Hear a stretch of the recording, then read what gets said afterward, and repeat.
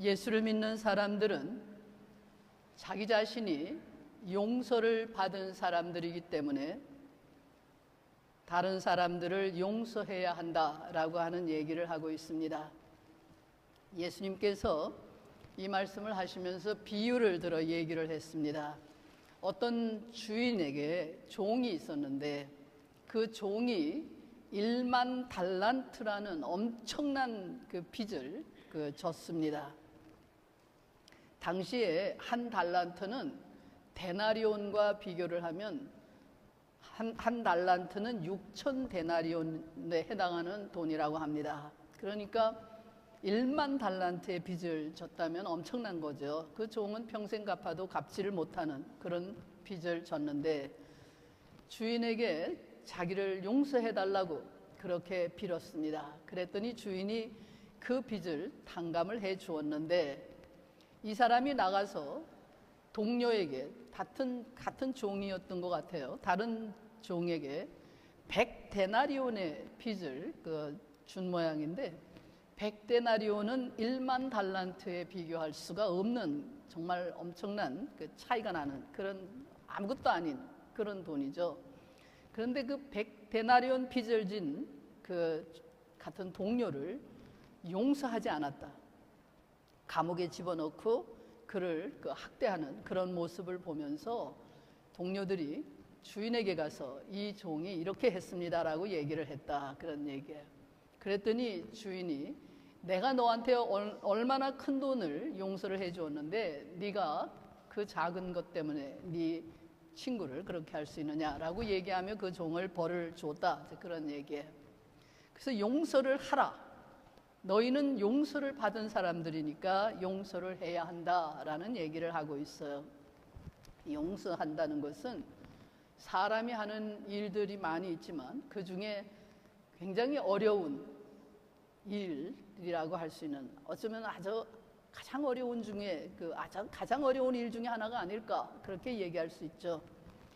용서를 한다는 것은 내가 죽여버려야 할 상대방 대신에 내가 죽는 것을 의미하죠.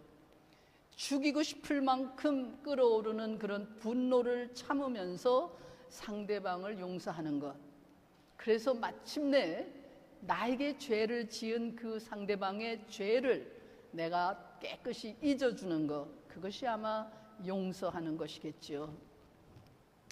그런 의미에서 용서를 한다는 것은 용서를 받아야 할 사람의 문제라기보다는 용서하는 사람의 문제가 될 수 있죠. 왜냐하면 내가 용서를 해야 하는데 용서를 안 하면 내 자신이 그 증오나 이 분노 이런 거에 사로잡혀 갖고 도저히 살아갈 수가 없는 그런 지경에 이르죠.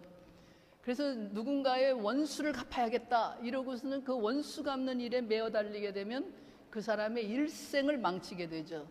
그러니까 그 원수를 갚아봤자 나중에 남는 게 아무것도 없죠. 그래서 악한 사람에게 원수를 갚기 위해서 악한 일을 계속하다 보면 자기도 악한 사람이 되고 마는 이제 그런 상태가 될 수밖에 없죠. 그래서 용서를 해야 한다. 그렇게 우리는 얘기할 수가 있어요. 뿐만 아니라 예수 믿는 사람들은 하나님이 우리를 용서하셨으니까 너희도 용서해야 된다. 예수 그리스도의 십자가를 통해서 우리의 죄가 용서함을 받았으니까 너희도 다른 사람을 용서해야 된다. 그렇게 얘기를 하는 거죠. 더구나 오늘 이 본문의 말씀은 베드로가 예수님에게 질문을 했어요. 내 형제가 나에게 죄를 범하면, 다시 말하면 같은 예수 믿는 사람들, 교인들, 믿음의 형제들 서로가 서로에게 용서를 해야 한다. 이제 그런 얘기거든요. 그런데 용서를 해야 한다는 말, 이 말과 함께 지난 주일에 제가 설교한 내용인데 바로 앞에, 이 말 바로 앞에 나오는 예수님의 말씀이 있습니다. 거기에 의하면은 용서하지 말라 그렇게 돼 있죠. 만약에 어떤 형제가 죄를 범하거든 네가 찾아가서 그 형제에게 얘기를 하고 네 말을 듣지 않거든 두세 사람을 데리고 가서 증인을 세우고 그 말을 해라. 그런데 그 사람이 그래도 또 죄를 회개하지 않고 뉘우치지 않고 돌아서지 않으면 교회에다 말을 해라. 교회 말도 듣지 않으면 이방인과 세리와 같이 여겨라. 다시 말하면 용서하지 말아라. 쫓아내라. 그런 얘기죠. 그래서 그 교회의 거룩함을 지키기 위해서 용서하지 말아야 한다. 이제 그 말씀이 바로 이 얘기 바로 앞에 있어요. 마태복음 12장에 보면은 이런 얘기가 있죠. 사람이 지은 모든 죄를 용서받을 수가 있지만 성령을 회방하는 죄는 용서받을 수가 없다. 그런 말도 있어요. 자, 이게 서로 이게 상치가 되는 거죠. 부딪히는 말이에요. 용서를 해야 한다. 어디까지 할 것이냐. 7번이면 됩니까? 7번뿐만 아니라 7번을 70번씩 하더라도 해야 한다. 끝까지 용서하라. 오늘 본문은 그렇게 얘기를 하는데, 또 다른 데서는 용서하지 말아라. 용서할 수 없다. 용서해서는 안 된다. 이런 얘기들이 이렇게 같이 들어가 있어요. 이 문제에 대해서 여러분들은 얼마나 고민을 하는지 모르지만 저는 이 문제를 가지고 굉장히 오랫동안 고민했어요. 정말 오랫동안 고민을 했어요. 왜 예수님은 자기에게 죄 지은 사람을 용서하라고 하면서 또 어떤 경우에는 용서하지 말라고 하시는 것인가 이해할 수가 없었어요.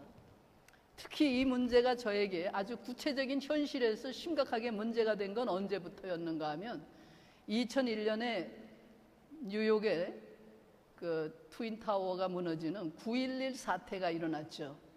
그 9.11 사태를 겪으면서 제가 이 문제에 대해서 본격적으로 질문하기 시작했어요. 자, 그때 제가 신문에 글을 쓴 적이 있어요. 제가 그때 중앙일보에 썼는지 한국일보, 중앙일보 두 군데다가 이렇게 글을 오랫동안 많이 썼었죠. 그때 글을 쓰면서 아마 중앙일보에 썼던 것 같은데, 인간은 용서를 함으로써만 살아갈 수 있다. 용서하지 않으면 계속해서 문제가 터지니까 용서하지 않으면 살 수가 없다. 그러니까 용서를 해야 된다. 이런 얘기를 했었어요. 그래서 9.11 테러를 당한 그 미국이 저 중동의 그 악한 테러범들을 용서해야 하는 것이 아니냐 이런 얘기까지 했었죠. 왜냐하면 우리의 신앙생활이라고 하는 것이 내가 그대로 믿으면 그대로 살아야 하는 거잖아. 내 성경이 그렇게 얘기를 하면 우리가 우리의 삶 속에서 그대로 적용을 해야 하는 거 아니냐. 굉장히 그 논리정연하게 글을 잘 썼어요. 그래서 그 당시에 어디 교회의 권사님이셨는데 그분이 그 파타키가 뉴욕 주지사였죠. 그 주지사의 비서가 자기 딸인가 그래요. 그래서 그분이 저한테 전화를 일부러 하셔가지고 목사님의 글을 아주 잘 읽었습니다. 민주당 당원들이 많이 좋아했겠죠. 그래서 부시 대통령이 전쟁을 시작하는 것이 잘못되었다라는 그런 식의 그 얘기를 한 거나 마찬가지죠. 제가 그렇게 왜냐하면 성경 말씀은 진리고 그 말씀대로 우리는 살아야 되고 교회가 그 말씀을 선포하고 세상이 그렇게 따라가야 된다. 뭐 이렇게 믿고 살아왔기 때문에 그렇게 글을 썼어요. 글을 썼고 그렇게 얘기를 했어요. 지금 생각해 보면 굉장히 순진한 그런 생각이었다라고 하는 그런 고백을 할 수밖에 없어요. 근데 이렇게 순진한 제 생각이 바뀌기 시작을 했어요. 왜냐하면 제가 9.11 사태를 저지른 테러범들의 고국이라고 하는 아프가니스탄이라든가 이라크라든가 중동이라든가 이런 나라들에 대해서는 제가 알지를 못해요. 그렇기 때문에 쉽게 그런 말들을 할 수가 있었어요. 그런데 언제 북한의 핵 문제가 불거지기 시작을 하면서 이 문제가 심각해지는구나. 그리고 이제 탈북자들의 말을 들으면서 이게 북한의 핵 문제는 남의 나라 문제가 아니라 내 문제가 되는 거더라고요. 그리고 남의 나라는 내가 몰라요. 아프가니스탄도 모르고 이라크도 모르고 그 사람들의 상황을 모르지만 북한이 핵을 가지고서 핵을 만들어 가지고 대한민국을 협박하고 미국을 협박하고 이런 식으로 된다 그러면 이 문제는 내 문제로구나. 북한이 만약에 한반도의 주인이 된다 그러면은 나는 한국에 갈 수도 없고 내 나라를 없어지는 거고 이게 정말 심각한 문제로구나. 이렇게 되기 시작을 하더라고요. 이게 나에게 직접적인 영향을 미칠 수 있는 내 문제가 되었을 때, 내가 알고 있는 문제고 내가 실감할 수 있는 문제가 되었을 때 생각이 바뀌기 시작을 했어요. 더 많이 질문을 하기 시작을 한 거예요. 내가 부시 대통령이 테러범들을 용서해야 된다고 얘기를 한다면, 그러면 내가 북한의 김씨 왕조를 용서해야 하는 것이냐? 자기 백성을 굶겨 죽이면서, 자기 백성을 때려 죽이면서 자기는 사치스러운 생활을 하면서 핵무기를 개발해 가지고 대한민국을 위협하고 있는, 우리 민족을 위태롭게 만들고 있는 저들을 용서해야 하는 것인가? 그들을 용서하라고 예수님이 말씀을 하시는 것인가? 용서해라, 너희는 70번씩 7번이라도 용서를 해야 한다라고 하는 말이 이런 상황에도 적용이 되는 것인가? 그러니까 북한 편에 서서 대한민국을 어지럽히고 있는 사람들이 참 많아요. 대한민국 안에도, 한반도 안에도 있고 미국에도 있고 온 세계에 참 많은데, 그들을 용서하라는 말인가? 교회 안에도 그런 사람들이 많이 있는데 그들을 다 용서해야 하는 것인가? 그리고 그들로 하여금 내가 용서한다는 얘기는 그 일을 그대로 하도록 내버려 두는 거죠. 그런 활동을 하는, 그런 일을 하는 것을 계속 옳다고 여기고 내버려 둬도 되는 것인가? 그런 질문을 정말 심각하게 하기 시작을 했죠. 이게 도대체 무슨 의미인가? 왜 누구는 용서하고 누구는 용서하지 말아야 하는가? 몇 년 전에 한국의 프란시스코라는 교황이, 지금 교황이죠, 새로 된 교황이 한국에 왔었어요. 그래서 그 교황이 한국에 와가지고 한국 사람들에게 뭐라고 얘기를 하고 갔는가 하면 용서하라라는 말을 남기고 갔어요. 그래서 그 사람이 공산주의자거나 사회주의자이기 때문에 공산주의 독재자의 편을 드는 그런 말을 하고 간 것일까? 아니면 그 사람이 예수의 말씀을, 오늘 이 본문에 있는 말씀, 성경에 나오는 용서하라는 말들, 이런 말들을 잘못 이해해서 그런 말을 하고 간 것인가? 그는 분명히 한국 사람들에게 얘기한 게 무슨 동서화합을 해서 그러기 위해서 용서해야 된다, 이제 좌와 우가 같이 용서해야 된다, 이런 얘기였는 것 같아요. 그 사회 전체를 향해서 한 얘기예요. 용서해라, 그런 말을 했는데, 과연 그가 왜 그런 말을 했을까라는 생각도 하게 되고, 또 많은 종교인들이, 특히 기독교인들이, 교회가 세상을 향해서 용서하라는 말을 하면서 세상의 문제에 개입을 하면서 예수의 가르침, 예수는 용서하라고 했다, 사랑하라고 했다, 그러니까 용서해야 한다, 사랑해야 된다, 이렇게 얘기를 하고 있거든요. 과연 용서하라는 말을 그렇게 사용해도 되는 것인가? 굉장히 심각한 문제 아니에요? 여러분들은 안 심각하세요? 기독교인들이 이 문제에 대해서 심각하게 고민해야 하는 거예요. 교회가 고민하면서 그 문제의 해답을 얻어야 하는데 안 하는, 고민도 안 하고 심각하지도 않고 생각을 안 하는 이유는 예수 믿는 거하고 자기 자신하고 아무 관계가 없기 때문에 그런 거예요. 그 말씀대로 내가 살아야 된다 그러면 질문을 해야 되는 거예요. 해답을 얻어야 하는 거예요. 이게 왜 이런 거가 뭔가? 도대체 무슨 말인가? 예수가 잘못 말한 것인가? 그러면 예수를 믿지 말아야죠. 해당이 안 된다면 그런 예수를 뭐하러 믿어요? 왜 그런 가르침을 따라다녀요? 시간 낭비를 하는 거죠. 인생을 낭비하는 거죠. 우리가 분명하게 이게 무슨 말인지 알아야 하는 거예요. 그래서 제가 아마 그러니까 2001년부터 지금까지 16년, 17년을 심각하게 이 문제에 대해서 계속 고민했다, 그런 얘기예요. 그래서 제가 기회가 있을 때 이게 도대체 국제 정치학이니 무슨 경제학이니 이런 거에 대해서도 알려고 노력한 거가, 왜냐하면 이게 뭐가 다른지를 알아야 하니까. 내가 지금 말하고 있는 이 교회라고 하는 것, 그거는 내가 알겠는데 세상은 내가 모르니까. 세상이 어떻게 돌아가는지 난 몰라요. 기업가들이 어떻게 기업을 하고 있는지, 정치가들이 어떻게 하고 있는지, 군인들이 어떻게 하고 있는지, 그건 내가 알지를 못하는 세계니까 그걸 알아야 되잖아요. 그래서 알려고 노력했어요. 알려고 노력하고 배우려고 했고, 그래서 그걸 어느 정도 지금은 아마 대학교 수준 정도는 아는 것 같아요. 그때보다는. 그때는 정말 순진하고 어떤 면에서 어리석고, 그런 얘기를 아주 자신 있게 그냥 신문에 글도 쓰고 막 이랬다고요. 지금 생각하면 좀 창피한 일이죠. 우리가 분명하게 알아야 하는 사실 한 가지가 있어요. 이게 굉장히 중요해요. 용서한다는 말을 했을 때 그 용서하는 주체, 내가 용서를 하잖아요. 그 용서하는 사람 자신이 용서를 받는 대상, 그 사람과 내가 직접적인 관계를 가지고 있어야 한다, 그런 얘기예요. 다시 말하면 용서라는 것은 언제 사용될 수 있는 용어냐? 지극히 개인적인 영역에서 사용될 수 있는 말이다, 그런 얘기예요.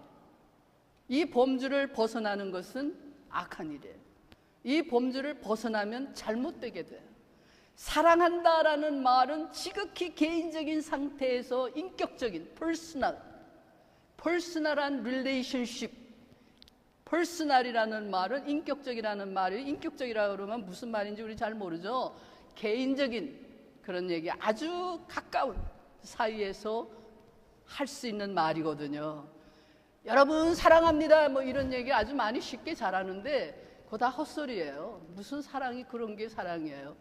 사랑한다라는 고백은 고백이거든요. 그건 지극히 가까운 개인의 한 사람과 한 사람 사이에서 이루어지는 거예요. 용서도 마찬가지다, 그런 얘기. 아주 개인적인 영역에서 이루어지는 말이다. 그래서 나와 직접적인 상관이 없는 대상을 용서한다는 것은 주제넘은 짓이에요. 그리고 무책임한 일이다 라고 하는 얘기를 우리가 생각해야 돼요. 인간은 그런 용서를 할 수가 없는 존재예요. 만약에 프란시스코 교황이 한국인들에게 북한 정권이나 종북 세력을 무작정 용서하라는 말을 하고 갔다면 그 사람은 인간의 한계를 모르는 무모한 사람이에요. 왜냐하면 그 사람은 대한민국이 북한에 점령을 당하거나 적화 통일이 되었을 때 한국인들이 겪을 혼란이나 고통, 그 참담한 현실을 본인은 겪지 않을 사람이에요. 아무 관계가 없어요. 모르는 거죠. 그렇기 때문에 그런 말을 한다는 것은 무책임한 거다, 그런 얘기예요.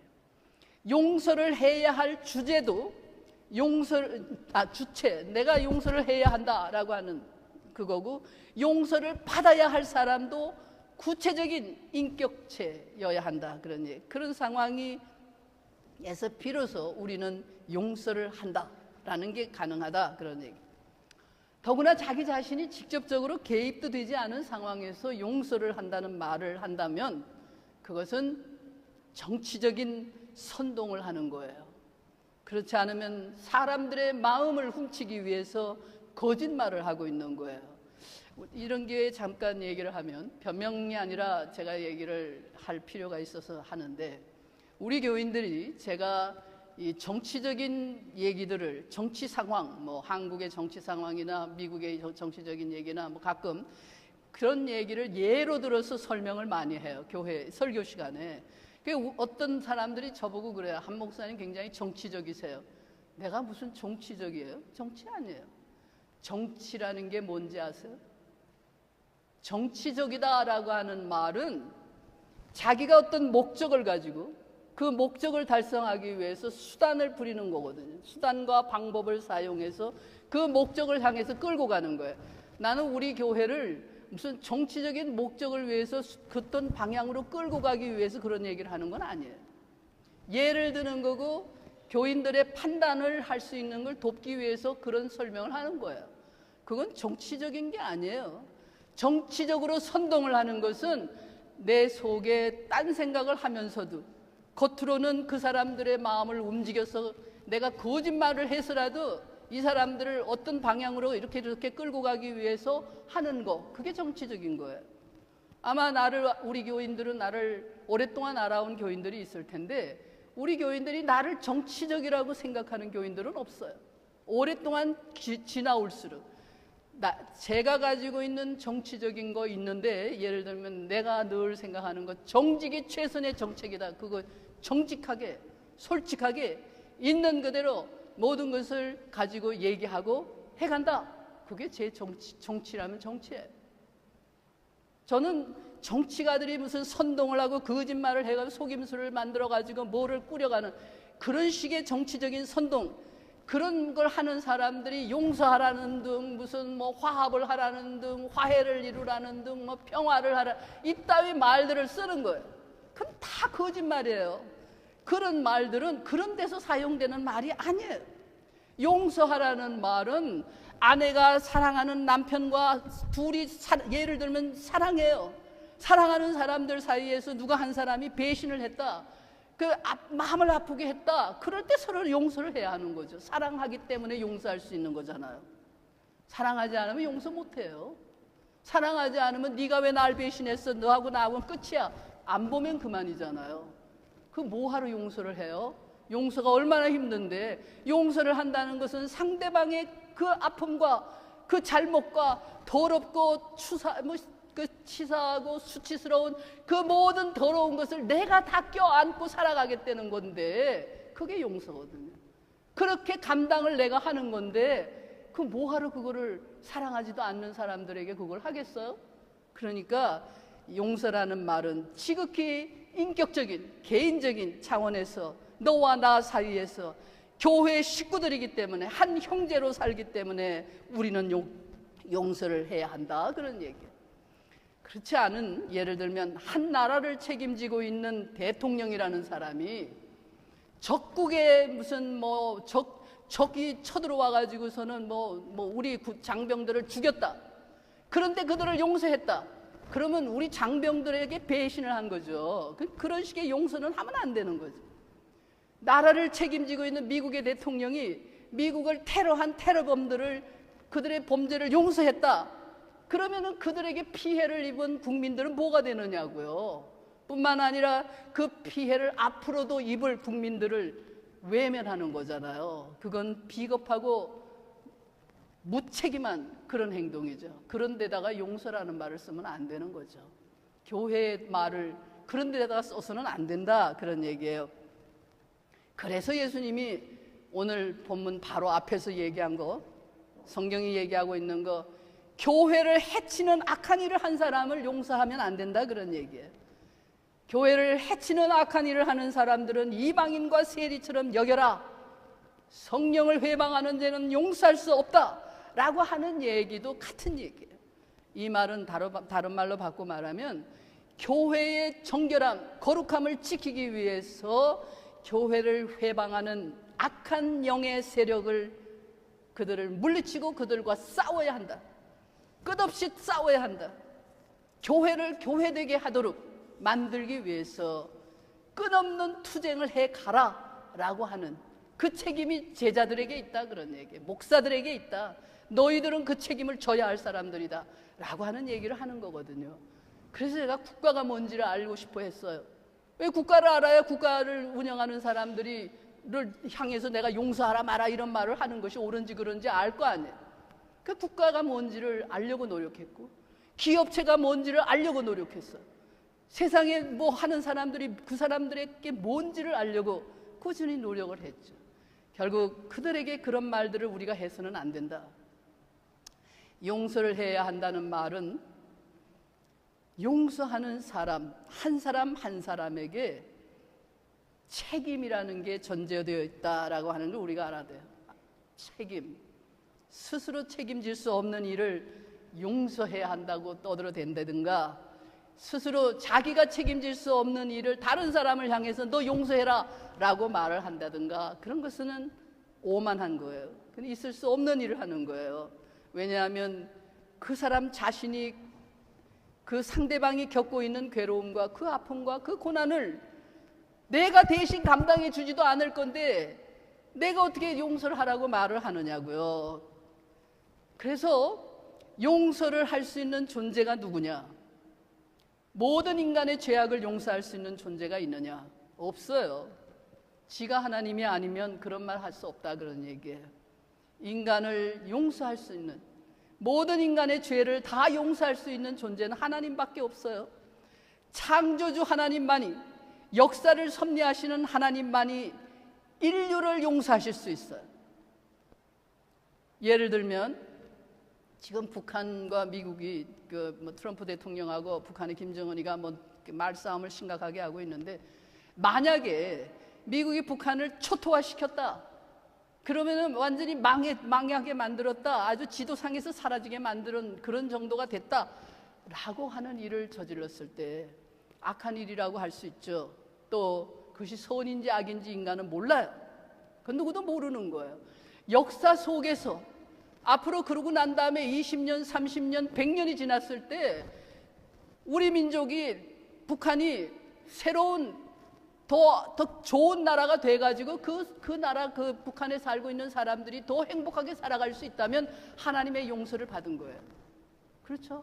용서하신 거죠. 하나님이 용서하시는 거죠. 인간이 하는 게 아니에요. 인간은 할 수가 없어요. 인간은 자기가 할 수 있는 일을 자기 자신이 책임질 수 있는 정도 안에서만 해야 하는 거예요. 하나님만이 타락하고 무책임한 인류를 용서할 수 있으세요. 하나님만이 인간을 심판할 수 있어요. 트럼프 대통령이 북한을 친다, 그건 김일성, 김정일, 김정은에 이어지는 이 독재 악한 세력에 대한 심판이겠죠. 그래서 하나님이 그 미국이라고 하는 도구를 사용해서 그 일을 하실 수 있어요. 그리고 난 다음에 그들을 다시 구원하실 수 있어요. 하나님만이 그들에게 새로운 역사를 가져다 주실 수 있어요. 그러고 난 다음에 어쩌면은 북한의 핵무기가 없어지고 그러면서 좋은 나라가 돼가지고 어쩌면 북한이 남한을 통일할 수도 있어요. 그 누구도 몰라요. 그 누구도 알 수 없어요. 그건 하나님이 하시는 거예요. 그래서 하나님만이 인간의 역사를 책임지실 수 있어요. 인간은 자기가 서 있는 자리에서 자기가 할 수 있는 일을 하면서 살아갈 뿐이에요. 내가 서 있는 자리에서 다른 사람들의 책임을 내가 대신 감당할 능력이 나에게는 없기 때문에 각자 자기가 책임질 수 있는 일만을 하면서 살아가는 거예요. 우리 한국 사람들은 책임이라는 말에 대해서 정말 모르는 것 같아요. 책임 의식이 없죠. 책임져 본 적이 없으니까. 책임 의식이 없기 때문에 모든 사람들이 다 남들이 하는 일에 대해서 감나라 배나라 간섭하고, 다 다른 사람이 하는 일은 못하는 거고 내가 하면 그보다 더 잘할 거다, 이렇게들 생각하는 것 같아요. 그래서 한국 사람들은 뭐든지 맡겨만 주면 다 잘할 수 있다, 이렇게 생각하는 것 같아요. 그러니까 누구나 다 대통령도 할 수 있고 장관도 할 수 있고, 아무리 당신 장관을 맡아주시오, 장관 당신 대통령에 나와서 대통령이 되어 주십시오, 이런 말을 하더라도 자기가 생각을 해봐야 될 거 아니에요. 나라는 존재가 이걸 할 수 있는가? 모르니까 할 수 있다고 생각하겠죠. 철부지 어린아이니까. 네? 뭘 알면서 해야 되는 거 아니에요? 아무것도 모르니까 누구나 다 교회 열심히 좀 다니고 무슨 그렇게 하다가 보면 헌금도 좀 하고 그러면 사람들이 이렇게 대접해 주는 것 같고 인정해 주고 믿음이 좋다고 그러는 것 같고 이러면, 그럼 너도 나도 목사가 돼요. 목사는 아무나 하는 거예요. 나 이런 정말, 목사가 뭔지를 아세요? 목사가? 네? 목사는 커뮤니티 리더들이에요. 다시 말하면 그 지역사회의 지도자들이라고요. 뭘 알아야 지도자를 할 거 아니에요. 뭘 알아야. 아까 제가 얘기했잖아요. 내가 뭘 알지도 못하면서 신문에다 글을 써가지고서는 미국이 오사마 빈 라덴을 용서해야 된다, 이따위를 떠들어대니 얼마나 창피하냐고요. 그리고 그 말을 따라오는 사람들이 있어요. 그렇게 말을 떠들면 그게 리더들이 본래 그런 거거든요. 그게 리더가 된다는 게 뭔지나 알고 해야죠. 제 멋대로 다 자기 멋대로 다 할 수 있다고 생각을 해요. 그러니까 이런 식의 책임이 없는, 책임을 지고 살아가야 하는데 인간은 모두가 다 책임을 지고 있는 거예요. 책임. 네? 책임이 있어요. 내 개인으로서 한 인간으로 태어날 때부터 나는 나 자신에 대한 책임을 져야 하는 거예요. 내 건강에 대해서도 책임을 져야 되고 내가 하는 모든 것에 책임을 져야 하는 거예요. 자기 자신에 대한 책임이 있어요. 네? 혼자 앉아 있어도, 빈 방에 아무도 없이 혼자 있어도 죽을 때까지 우리는 나 자신에 대한 책임을 지고 있는 존재예요. 그것뿐이 아니에요. 이웃에 대한 책임이 있는 거예요. 이웃에 대한, 내가 아는 사람들, 내가 만나는 사람들, 다시 말하면 국민으로서, 시민으로서, 무슨 종업원으로서, 사장으로서, 교회의 식구로서, 뭐 곳곳에서 우리는 가정의 가장으로서, 혹은 뭐 아들로서, 딸로서, 뭐 여러 가지로 우리는 다 책임이 있는 거예요. 책임. 그것을 성경에 뭐라고 되어 있는지 아세요? 하나님이 사람을 지어놓고 그 아담을 향해서 이렇게 질문을 하셨죠. 아담이 범죄를 해가지고 하나님을 피해서 숨었거든요. 그래서 하나님이 아담아 네가 어디 있느냐 그렇게 불렀어요. 그래서 너 개인에 대한 책임을 묻는 거예요. 우리 한 인간에 대한. 사람아, 아무개야, 너 지금 뭐 하고 있냐? 너 지금 어디 있냐? 너 지금 어떤 생각하고 있냐? 너 지금 뭐라고 말하고 있냐? 너 자신에 대한 책임을 져라. 그 묻고 있는 거예요. 네? 그리고 또 다시 질문하신 적이 있죠. 가인이 자기 동생 아벨을 죽였어요. 그리고서는 아무런 뻔뻔하게 살고 있는데 하나님이 가인을 향해서 부르셨어요. 가인을 향해서 야 가인아, 네 동생 아벨이 어디 있느냐? 질문하시는 거예요. 다시 말하면 인간이란 혼자 존재하는 존재가 아니거든요. 혼자 서 있는 존재. 그 사람 인자가 뭐 이렇게 돼 있지. 서로 버티고 있는 존재. 너 네 옆에 있는 네 이웃에게 무슨 짓을 했느냐? 책임을 져야 한다. 그런 얘기예요. 너 책임 있다. 너 책임이라고 하는 걸 알고 있냐? 질문하는 거예요. 하나님은 우리를 향해서 책임을 묻고 있는 거예요. 반드시 언젠가 심판을 하세요. 네가 네 책임에 충실했느냐? 내가 너에게 머리도 좋게 만들어줬고 공부도 시켰고 너에게 뭐 먹고 살기도 해주고 너가 미국에 가서 살게도 해줬고 너를 한국인으로 지어줬고 너에게 이렇게 했는데 너 일생 동안 뭐 했느냐? 하나님이 질문하실 거예요. 우리에게 책임을 묻는다고요. 네? 그리고 너에게 이러이러한 사람들을 너에게 주었는데 너 그 사람들에게 어떻게 했느냐? 우리의 책임을 질문하세요. 그게 심판이에요. 내 책임을 제대로 못하는 게 죄라고요. 네?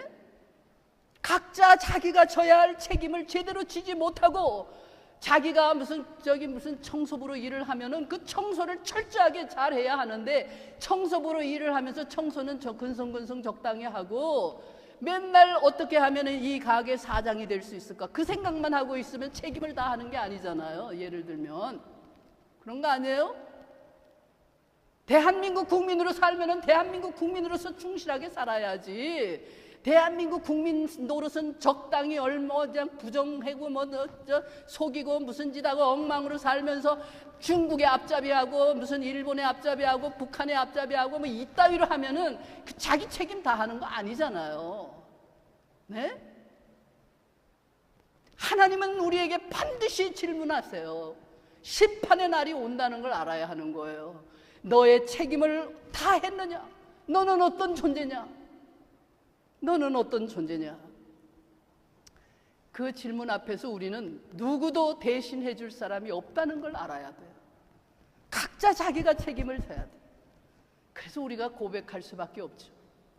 그래서 저는 늘 제 자신이 하나님 내가 죄인입니다. 주여 나를 용서하소서라고 하는 말을 매일같이 한두 번이 아니라 그 말을 입에 달고 살죠. 나 자신을 돌보는 일이나 나 자신을 발전시키는 일이나 나 자신이 뭔가를 해야 할 때 하지 않는다든가 뭐 이러는 모든 것도 하지 말아야 될 걸 한다든가 뭐 이런 모든 것들이 하나님 앞에서 내가 내 책임을 다하지 못하는 죄인이라는 걸 알기 때문에 내 주변에 있는 사람들, 내 교회, 내 교인들, 내 가족, 난 하나의 시민으로서 미국의 목사라는 사람으로서 한국인으로서 여러 가지 내 소명을 다하지 못하는 것들이 너무도 많으니까 그래서 늘 죄인이라고 고백을 해요. 그래서 저는 진심으로 제가 고백을 하죠. 오늘도 하나님이 나에게 삶을 허락하고 계시는구나. 오늘도 하나님이 나를 목사로 살도록 하고 계시는구나.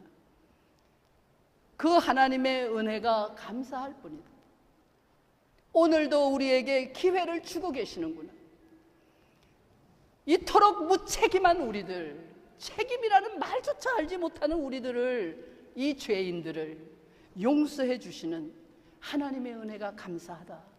이렇게 여러분들도 그렇게 고백하면서 하나님의 은혜에 감사하며 살아갈 수 있기를 원합니다. 기도하시겠습니다.